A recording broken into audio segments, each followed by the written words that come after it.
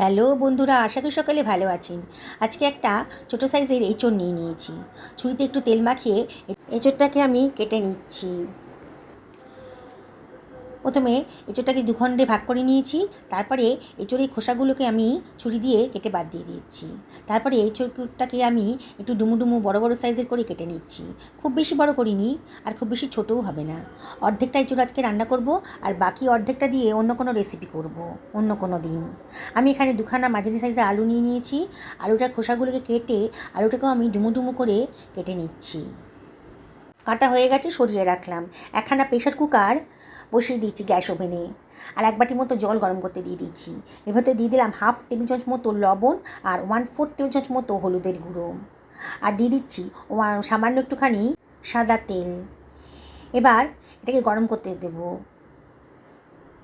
জলটা যখন বেশ গরম হয়ে গেছে, ফুটতে শুরু করেছে, তখন আমি কেটে রাখা এঁচোড়টা এর ভেতরেই দিয়ে দিচ্ছি। এবারে এর ভেতরে দিয়ে দিচ্ছি কেটে রাখা আলুর টুকরোগুলো। সব কিছু খুব ভালো করে মিশিয়ে নেব। এবার প্রেশার কুকার ঢাকনাটা দিয়ে দিলাম। আমি এখানে একটা হুইসেল হতে দেব। একটা হুইসেলে আমার এঁচোড় আলুটা সেদ্ধ হয়ে যাবে। হয়ে গেছে, এবার আমি রেস্টে রেখে দিলাম। একটা পাত্রের ভেতরে আমি 4 বাটি মতন চাল নিয়ে নিয়েছি। আজকে আমি বাসমতি চালে বানাবো। আপনারা ইচ্ছে করলে যে কোনো চালই বানাতে পারেন।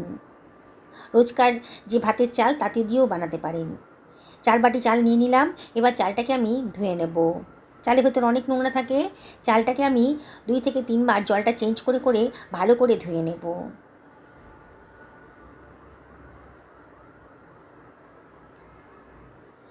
এবার এটাকে জলটা চেঞ্জ করে এবার আমি পরিষ্কার জল দিয়ে চালটাকে ভিজিয়ে রাখছি।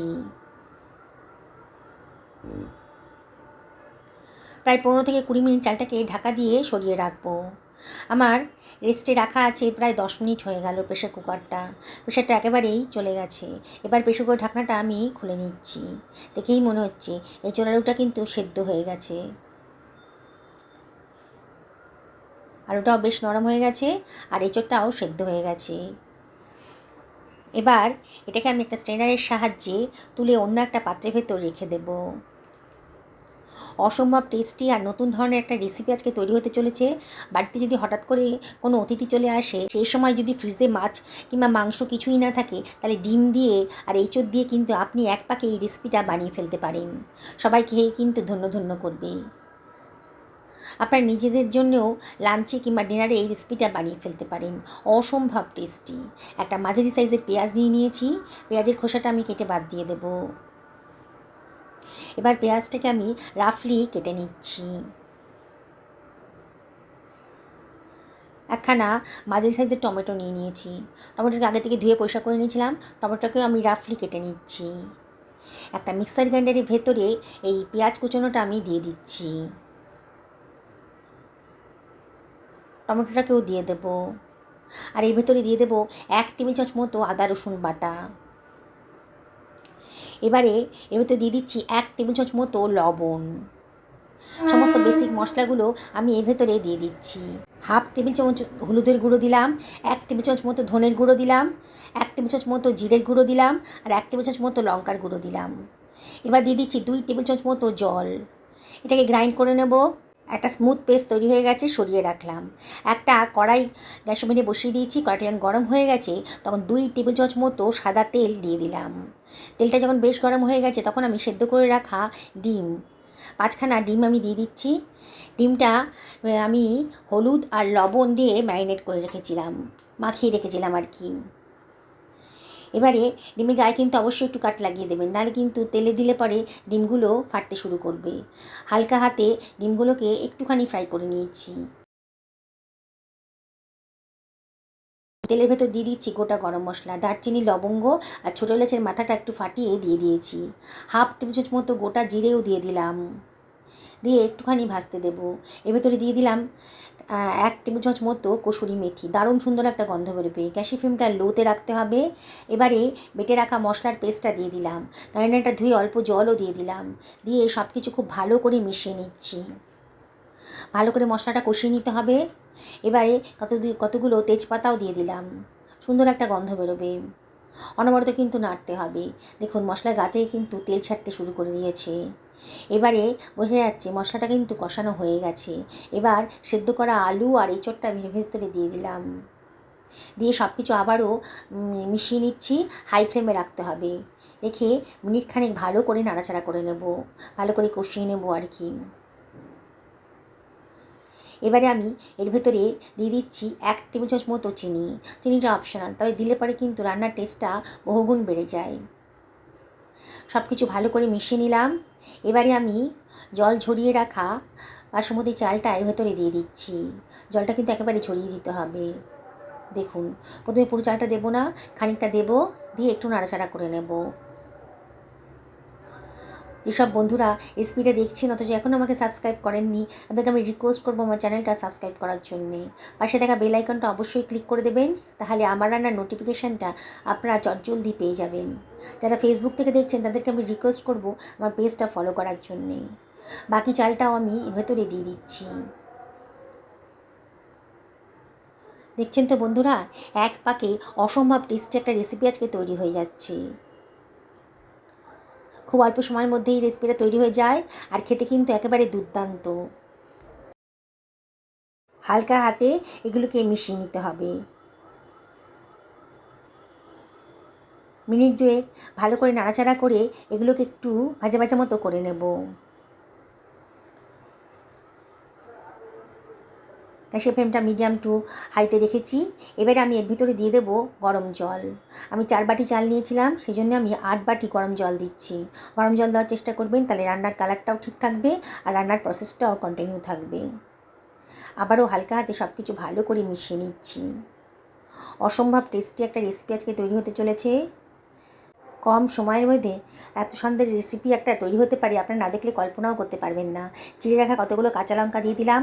ঢাকা দিয়ে 7 থেকে 8 মিনিট হাই ফ্লেমে রান্না করে নেব। ঢাকার গায়ে যে ফুটোটা ছিল সেটা আমি কাগজ দিয়ে বন্ধ করে দিয়েছি। 7 মিনিট বাদে ঢাকাটা তুলে আবারও হালকা হাতে একটু নাড়াচাড়া করে দিতে হবে। খুব হালকা হাতে করবেন, তাহলে চালগুলো ভেঙে যেতে পারে। দেখুন এবারে একটু চেক করে দেখে নিচ্ছি, চালটা কিন্তু 80% সেদ্ধ হয়ে গেছে, আর একটু হবে। এবারে আমি এর ভেতরে দিয়ে দিচ্ছি হাফ টেবিল চামচ মতো লবণ। মুখে দিয়ে দেখে মনে হলো একটু লবণের দরকার আছে, সেই জন্য দিলাম। রান্না করার সময় অবশ্যই চেক করে দেখে নেবেন কী কী প্রয়োজন আছে। 1 টেবিল চামচ মতো গোলমরিচের গুঁড়োও দিয়ে দিলাম এর ভেতরে। আর এর ভেতরে আমি দিয়ে দিচ্ছি 1 টেবিল চামচ মতো গরম মশলার গুঁড়ো। খুব সুন্দর একটা গন্ধ বেরোবে। 1 টেবিল চামচ মতো গাওয়া ঘি দিয়ে দিলাম। খুব সুন্দর একটা গন্ধ বেরোবে, টেস্টটাও খুব সুন্দর আসবে। আবারও হালকা হাতে এগুলোকে আমি মিশিয়ে নেব। গ্যাসের ফ্লেমটা এই সময় লোতে করে দিয়েছি।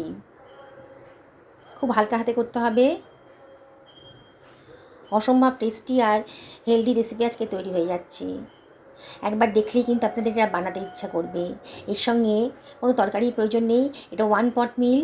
অতিথি এলে এটা বানিয়ে নিতে পারেন, আপনাদের নিজেদের লাঞ্চে কিংবা ডিনারে ওটা বানিয়ে ফেলতে পারেন। এবারে ডিমগুলো আমি দিয়ে দিলাম। খানিকটা ধনেপাতা কুচি ওপর থেকে ছিটিয়ে দিচ্ছি, দেখতে সুন্দর লাগবে, খেতেও সুন্দর লাগবে। হাতায় করে ভাত নিয়ে এসে ডিমগুলোর ওপরে দিয়ে দিচ্ছি, তাহলে ডিমগুলো খুব নরম হবে আর জুসি হবে। দেখছেন তো বন্ধুরা বানানোটা কতটাই সোজা। বললাম তো, গ্যারেন্টি দিয়ে বলতে পারি, একবার যদি বানিয়ে ফেলেন না, বারে বারে কিন্তু আপনাদের এটা বানিয়ে খেতে ইচ্ছা করবে। ঢাকা দিয়ে মিনিট 15 একেবারে লো ফ্লেমে রান্না করে নেব।